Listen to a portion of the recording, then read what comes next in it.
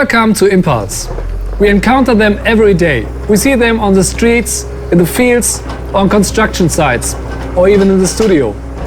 Mobile machines are part of our everyday life. They drive our progress and they are increasingly digitalized. The benefits achieved and also what needs to be considered when digitalizing this particular machine species, this is what I'm going to talk about with my guests today. So excuse me. Excuse me? Could you please take a break? Yeah, just some minutes. Thank you.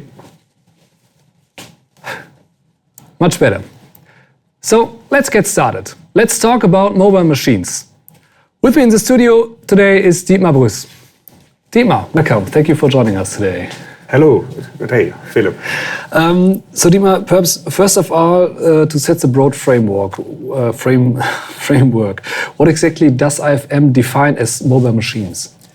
Mobile machines are typical machines which are designed for outdoor use and working on wheels or on crawler chains. Yeah. And we have typical market segments where we support these machines as construction machineries on one side, like excavators, for example, or pavers for road paving, crushers. Then you have agriculture machines and forestry machines, harvesters, for example, or plows. Yeah. Then we have the segment of the municipal vehicles, firefighting, as well as sweepers or refuse trucks, for example. And the last segment are typical equipment for harbor and trains. We call it transport and logistics. Yeah.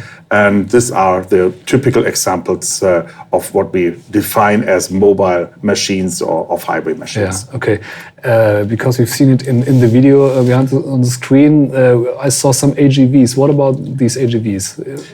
AGVs are, I think you find two typical classes of AGVs. AGVs for indoor use, typical in the logistic area, and also we have the AGVs in the harbor segment, and these are typical outdoor AGVs, where you have the same requirements with for any construction machines, because they are working in these extreme conditions, for example in a harbor with salt water, high humidity, any harsh shock and vibration, and this is the typical difference between the indoor and the outdoor AGVs. Yeah, okay. So you've got a broad audience or broad customers. Is there one approach to answer all the questions they all have from the agriculture over municipal? Yes.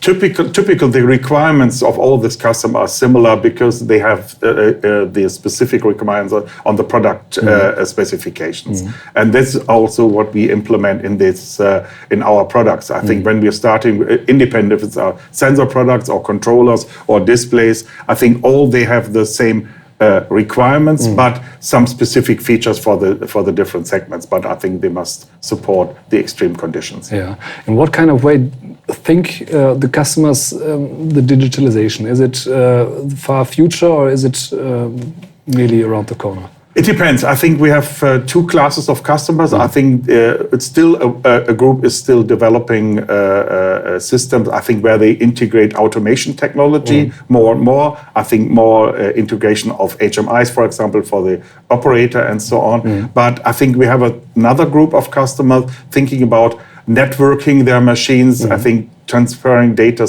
into the cloud.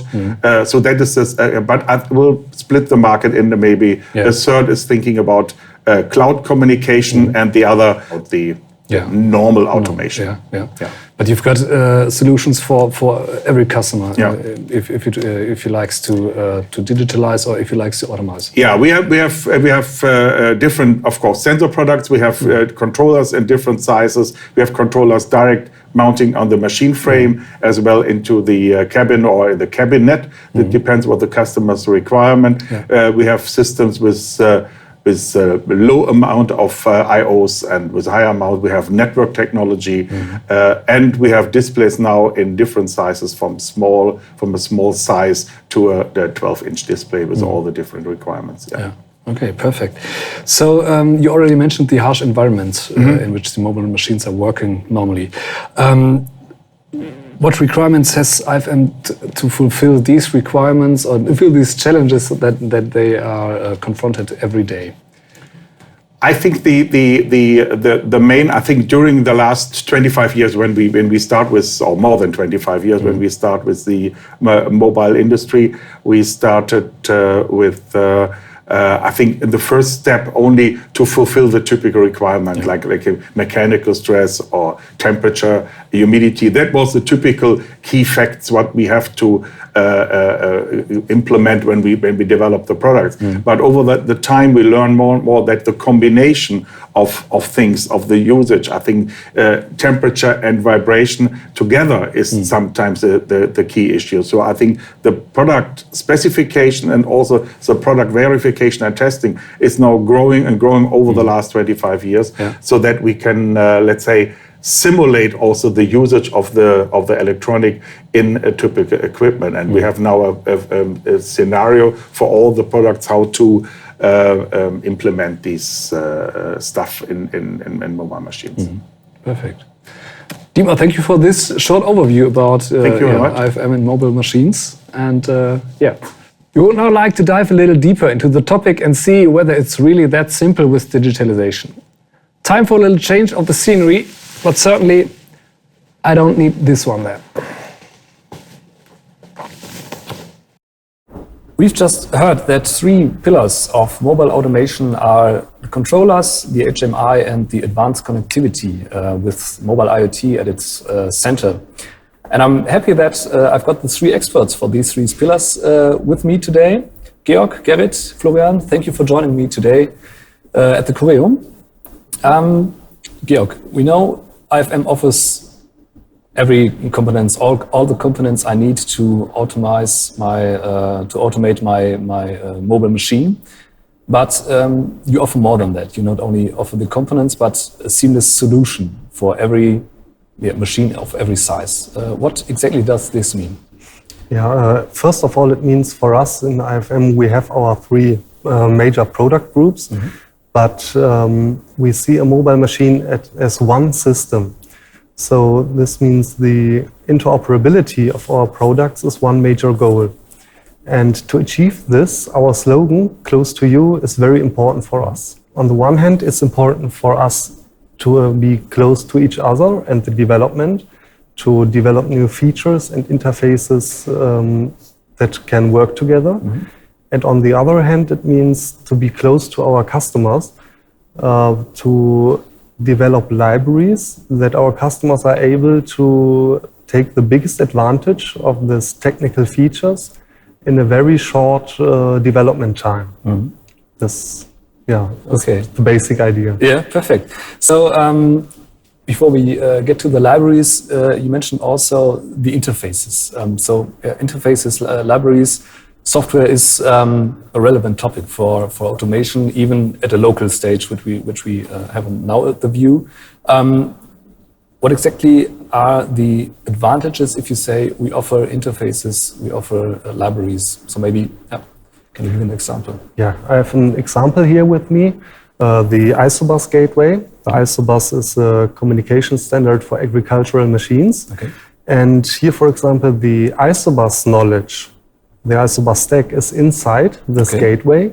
And on the other side, we have a library for Codesys, our development system, which enables the user to use all the benefits of the ISOBUS, but he don't have to have any special knowledge at all. He can simply take the advantages without any further learning lessons. Yeah. Okay. So it's way more easy to integrate these two. Exactly. Yeah. Okay. Perfect. Florian, libraries are another big point I think IFM offers for its customers. So maybe can you give us a hint or an overview? What are the advantages of the usage of libraries? What would you say? Is it what time can I save when I use libraries instead of programming from scratch, for example? Yeah, sure. I mean, it's depending, of course, on the function and on the application, how much time you save there. But let's say when you, for example, integrate some easy functions like LED controls on an HMI or like the CAN interfaces or so on, when you do this one with no, let's say, libraries or let's say templates, it can take a couple of days or also a couple of weeks to get, let's say, your stack working. But when you, let's say, use libraries or templates, then these features, or let's say the implementation of this one, can take a couple of hours or only a couple of minutes. Also possible when you are, let's say, a really experienced programmer with these templates. Yeah. And I mean, this one also, you can also take this and take more complex functions, which are also often when you use, let's say, the whole IFM ecosystem, which are already, let's say, done or prepared for you. So, for example, when you're working with some kind of data logging or some kind of camera integration, which is really, really without any preparations, could be complex. So there, when you use this one and you want to implement this by yourself, you can take also like weeks or months to work it really, really properly on your application. And in that case, let's say the IFM Ecomatic system offers their templates, libraries for this one. So, and you can implement these functions quite fast. Okay, so prepared a demonstration for us today. What are you going to show us today? So I prepared outside a little implementation of the of an Ethernet camera on our HMI, and I want to show you how fast this integration with, let's say, prepared libraries on the IFM system could be. Okay. So this is, let's say, my topic for today. Okay. So what do you think? How long will it take for you? I would make there. I would say maybe less than 5 minutes. Less than 5 minutes. We will That's see. the word. Okay. So I would say, Florian, give it a go. I would give it a go. Prove your words with action. See you then in 5 minutes. Yeah, Hopefully. 5 minutes from now.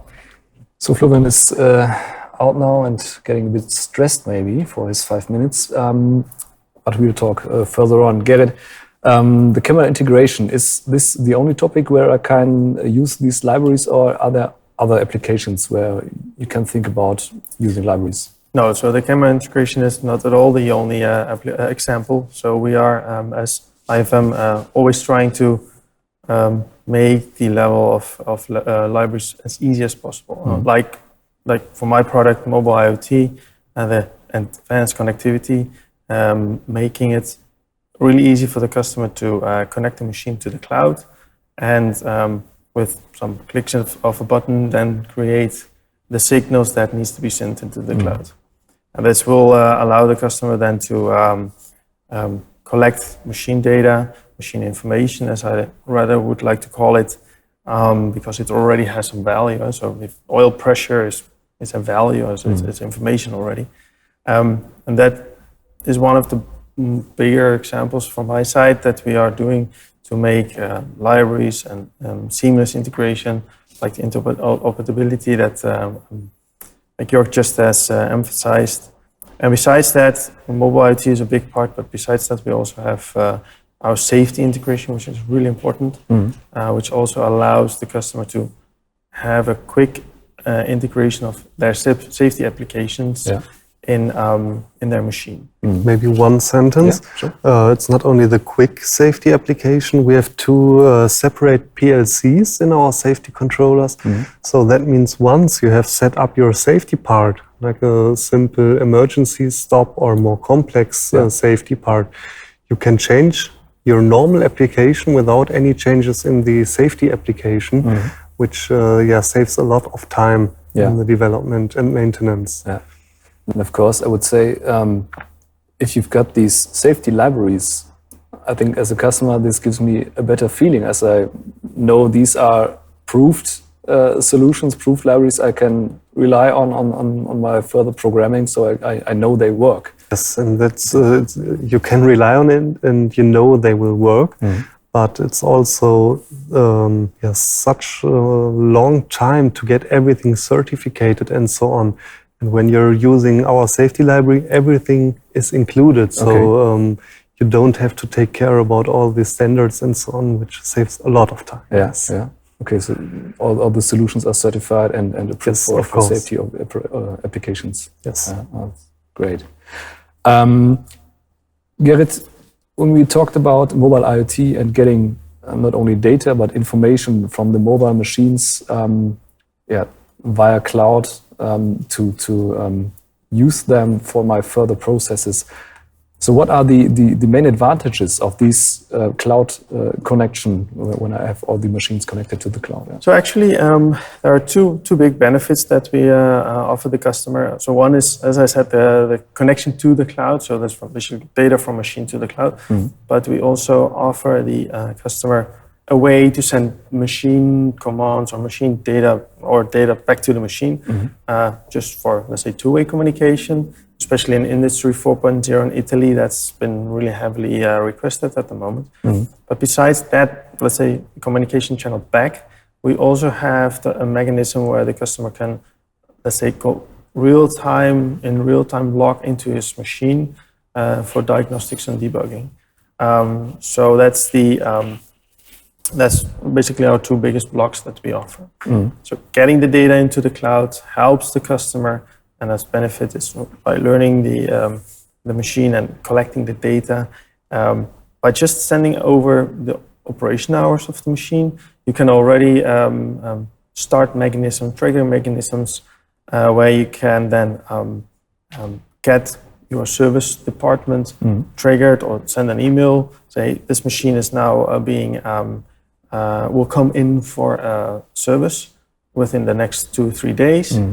Because the operation hours has reached its limit, so they can already upfront do the planning. And if you take it to the next step, you can even do some analytics on those signals and predict basically on a day or perhaps on an hour when exactly the machine will reach its service interval. So these kind of examples is quite interesting. Like because our customer Turks Fuchs, like machine behind us, they're also using these kind of mechanisms to upgrade their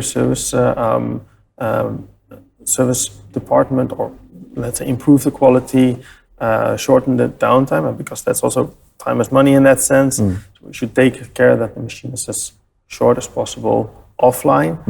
And by predicting having these kind of information is already very valuable. Upon that, having like pressure sensors also, or pressure sent into the cloud, the customer is then able to retrace if anything went wrong, for instance. Then they retrace on the pressures or the temperatures of the engine, what has happened and why did that happen.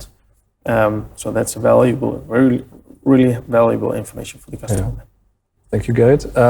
Florian, I had a look on the watch. You managed it in 5 minutes, so congratulations. Nice.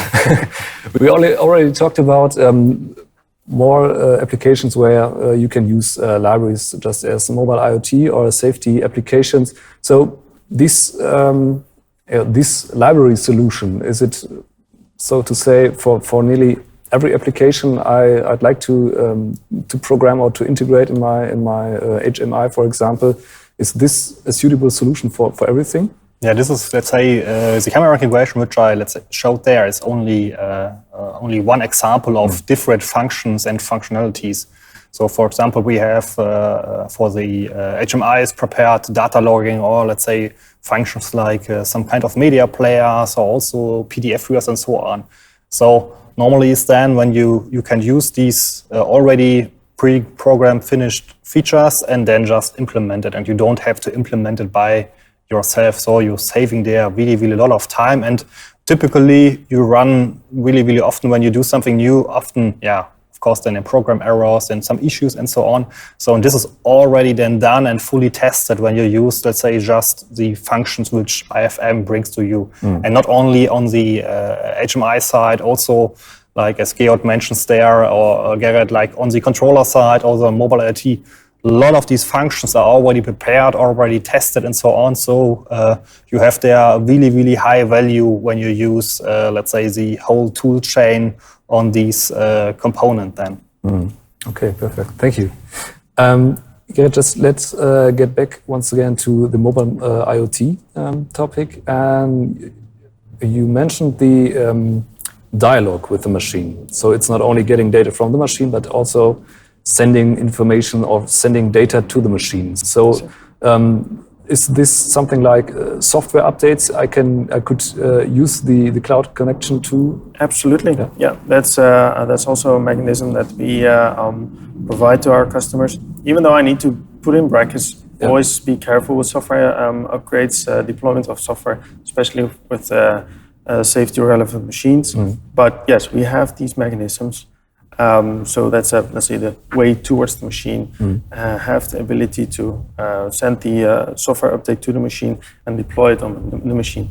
That's actually the next step that we're really working hard on at the moment, is that you can define within the mobile IoT environment, define your machine model basically, and tell the model exactly what kind of components will or should be on the machine, and what is the software, what's the firmware versions, so that you know exactly what's on the machine and what's predefined from the model.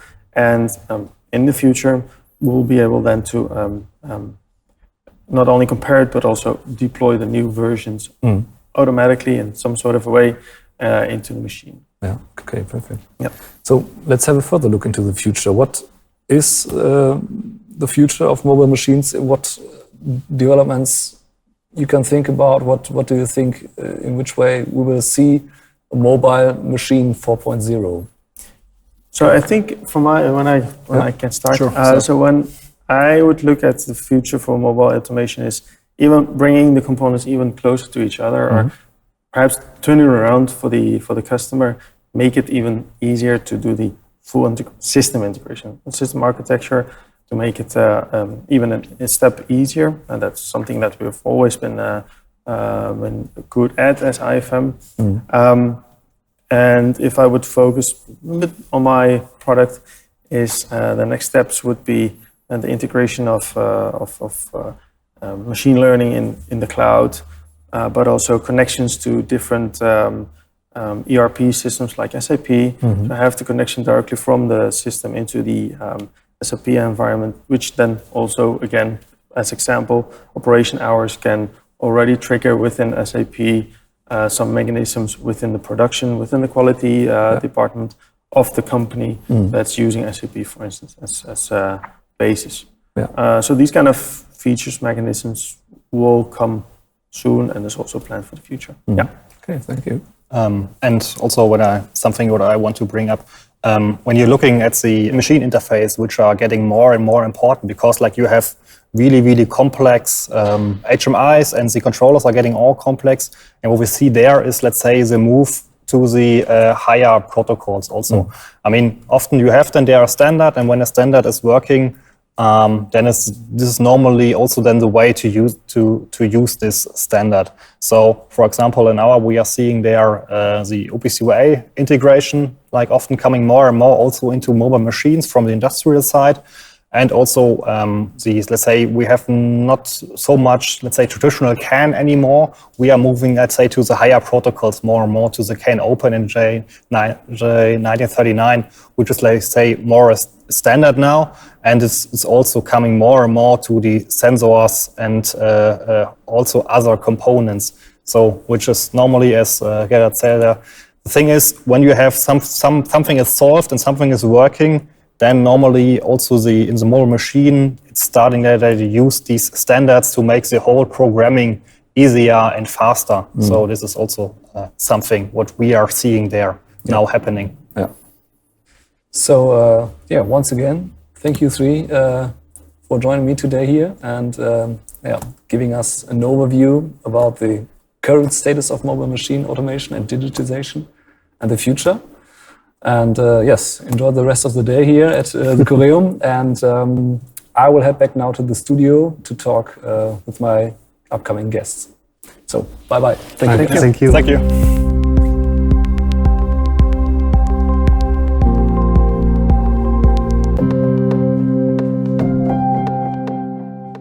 As we've just heard, more and more mobile machines will also send their data to the cloud in the future. This will enable operators to set up efficient condition monitoring solutions.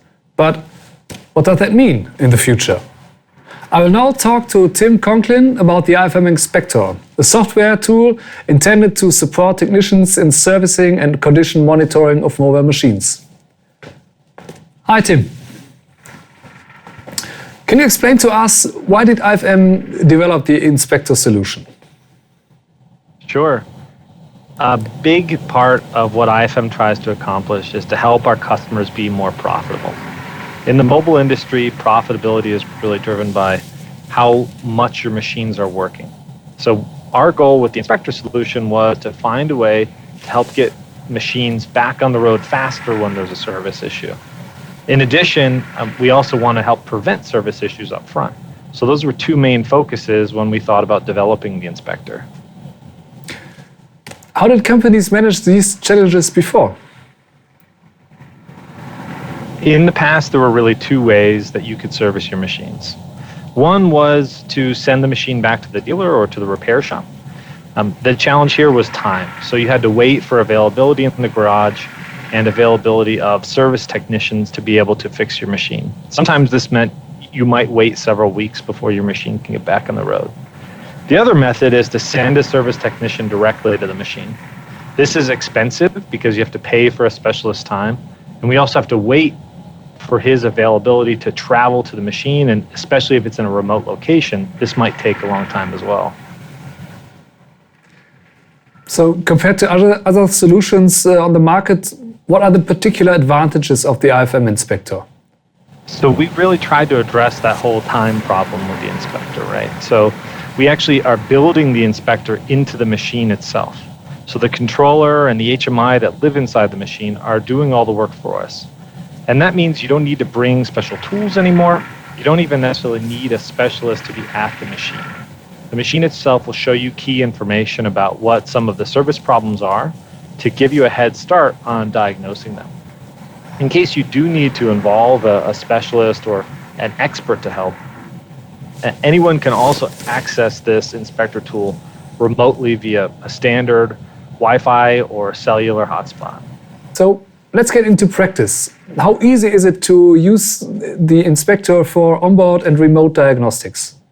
I actually prepared a short video that shows you the Inspector in use on a live machine, which I'll be logging into remotely. So that's what we'll play next for you. All right, so go ahead.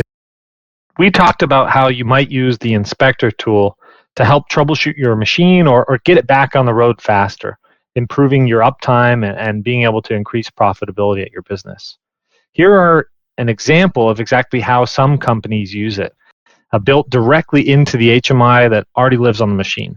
This means you can access the data if you're standing next to it, or dial in remotely via a cellular modem and identify all the same information that the operator and the people at the machine are seeing themselves. So first you might start by seeing, are there any alarms on? Maybe you have low pressure, maybe there's a fault active. This is usually the first place people will go to identify where to start their troubleshooting process. After that, you might want to go and monitor individual I/O. So instead of bringing an amp meter out and trying to trace back pins through this huge harness, right inside the controller, it actually has all this diagnostic information built in to see exactly which input or which output it might be having the challenge or where to start the troubleshooting. Once you have an idea of maybe where you want to start, you could also go in and tweak some parameters. So I want to identify maybe why my lights aren't working. I can force them on and off via this simple page right here. And while I'm standing next to the machine, see how the machine reacts. I could also test maybe a simple configuration to see how that addresses the problem I'm having. Once I'm done with all this, I can simply log out and my machine is ready to go back on the road. Or if I've identified the specific cause, I can order the parts and make plans to fix that repair. Thank you, Tim. And that's it for today. Thank you for being with us again. I hope you have enjoyed our program as much as this guy there. Also, I look forward to welcome you back to Impulse, the IFM magazine, the next time. Until then, take care, stay healthy, and bye.